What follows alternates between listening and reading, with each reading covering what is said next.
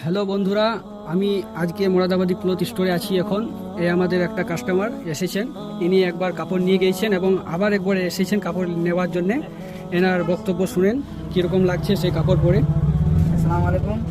ওয়ালাইকুম কাপড় আসসালাম। কিন্তু খুব ভালোই আছে, কারণ আমি এই কাপড় 4-5টা নেওয়া হয়ে গেছে, তারপরে আবার ভালো লাগার পরে আবার নিতে এসেছি।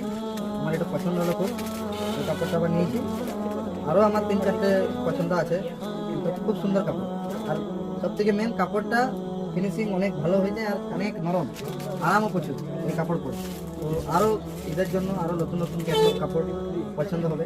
আবার দেখলাম এইখানে অনেক লো বাজেটেও কাপড় আছে, যেমনকি 80 টাকা থেকে 395, 200, 100, 120, 150 টাকা অবধি মিটারে শুরু আছে।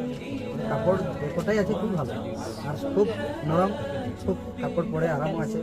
আর ফিনিশিংও দেখলাম খুব ভালো আছে। আমার এইভাবে অনেক কটা নেওয়া হয়েছে। আপনি কোথায় থেকে এসেছেন কাপড় নেওয়ার জন্য?